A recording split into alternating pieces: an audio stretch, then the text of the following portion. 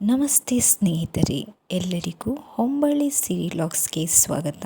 ಸಿಂಪಲ್ಲಾಗಿ ಚಟಾಪಟ ಅಂತ ನಾವೊಂದು ಮೂಲಂಗಿ ಹಾಗೂ ಹೀರೆಕಾಯಿನ ಹೇಗೆ ಫ್ರೈ ಮಾಡೋದಂತ ಹೇಳ್ಕೊಡ್ತಿದ್ದೀನಿ. ತೆಳುವಾಗಿ ಹೀರೆಕಾಯಿ ಮತ್ತು ಮೂಲಂಗಿನ ಕೊಯ್ದುಕೊಂಡಿದ್ದೀನಿ. ಅದಕ್ಕೆ ನಾನು ರುಚಿಗೆ ತಕ್ಕಷ್ಟು ಉಪ್ಪನ್ನು ಬಳಸ್ತಾ ಇದ್ದೇನೆ. ಹಾಗೆ ಸ್ವಲ್ಪ ಅರಿಶಿಣವನ್ನು ಹಾಕ್ತಾ ಇದ್ದೇನೆ. 1 ಚಮಚದಷ್ಟು ಅರಿಶಿಣ ಹಾಕ್ತಾ ಇದ್ದೇನೆ ಇದಕ್ಕೆ ನಾನು. ಹಾಗೆ ಇದಕ್ಕೆ ನಾನು ಸ್ವಲ್ಪ ಇಂಗು, ಪೌಡರ್ ಇಂಗು ಬೇಕಾದರೆ ಹಾಕ್ಬೋದು, ಗಟ್ಟಿ ಇಂಗು ಬೇಕಾದರೆ ಹಾಕ್ಬೋದು.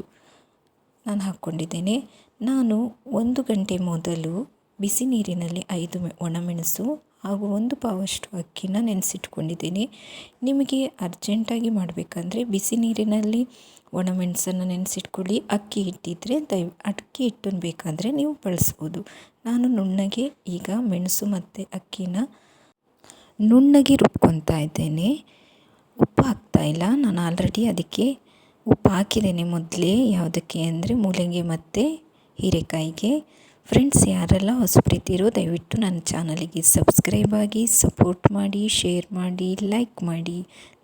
ದಯವಿಟ್ಟು ನನ್ನ ಚಾನಲಿಗೆ ಸಪೋರ್ಟ್ ಮಾಡಿ. ನೋಡಿ, ಇದನ್ನು ನಾನು ಒಂದು ಅರ್ಧ ಗಂಟೆ ಬೇಕಾದರೂ ಕಲಸಿಡ್ಬೋದು, ಇಲ್ಲ ಅರ್ಜೆಂಟ್ ಮಾಡಬೇಕಂದ್ರೆ ಹಾಗೆ ಸಹ ನೀವು ಕಲಸಿಟ್ಟಿದ ತಕ್ಷಣವೇ ಕಾವಲಿಗೆ ಹಾಕ್ಬೋದು. ನೋಡಿ, ಈಗ ನಾನು ಚೆನ್ನಾಗಿ ಕಲಿಸ್ಕೊಂಡಿದ್ದೀನಿ. ಫ್ರೆಂಡ್ಸ್, ಇದು ತುಂಬ ಟೇಸ್ಟಿ ಆಗ್ತಿದೆ. ಊಟಕ್ಕೆ ನಂಚ್ಕೊಳ್ಳಿಕ್ಕೆ ತುಂಬ ರುಚಿಯಾದ ಹೀರೆಕಾಯಿ ಮತ್ತು ಮೂಲಂಗಿ ಫ್ರೈನ ಮಾಡ್ಬೋದು.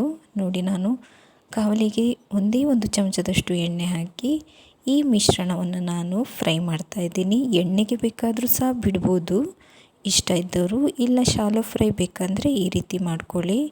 5 ಅಥವಾ 10 ನಿಮಿಷನ ಬೇಯಲಿಕ್ಕೆ ಬಿಡಿ. ಅಕ್ಕಿ ಹಿಟ್ಟು ಅಥವಾ ಅಕ್ಕಿನ ನಾವು ನೆನೆಸಿ ಮಾಡಿರ್ತೀವಲ್ಲ, ಒಂದು ಸ್ವಲ್ಪ ಬೇಯಲೇಬೇಕು. ಹೀರೆಕಾಯಿ ಬೇಗ ಬೇಯ್ತದೆ, ಹಾಗೆ ಮೂಲಂಗಿ ಸಹ ಬೇಗ ಬೇಯ್ತದೆ, ಯಾಕಂದರೆ ತೆಳುವಾಗಿ ಕಟ್ ಮಾಡಿರ್ತೀವಲ್ಲ ನಾವು. ನೋಡಿ, ಇದನ್ನು ನಾನು ಕವುಚು ಹಾಕ್ತಾ ಇದ್ದೇನೆ. ಈಗ ಕವುಚು ಹಾಕುವಾಗ ಯಾವುದೇ ಥರದ್ದು ಕಟ್ಟಾಗಲ್ಲ. ಮಕ್ಕುಚ್ಚಿ ಹಾಕ್ತಾರಲ್ಲ, ಅಂದರೆ ತಿರುವು ಹಾಕ್ತಾರಲ್ಲ ಅದು. ಎಣ್ಣೆ ನೀವು ಯಾವ್ದು ಬೇಕಾದರೂ ಎಣ್ಣೆ ಬಳಸ್ಬೋದು, ನಿಮಗಿಷ್ಟ. ನೋಡಿ, ತುಂಬ ಟೇಸ್ಟಿಯಾಗಿರುವಂತಹ ಹೀರೆಕಾಯಿ ಮತ್ತು ಮೂಲಂಗಿ ಫ್ರೈ ರೆಡಿಯಾಗಿದೆ. ಊಟಕ್ಕೆ ರುಚಿಯಾಗಿ ಸಿದ್ಧವಾಗಿರೋ ಈ ಫ್ರೈಯನ್ನು ತಿಂದು ಟೇಸ್ಟ್ ನೋಡಿ ಮತ್ತು ಕಮೆಂಟ್ ಹಾಕಿ. Thank you.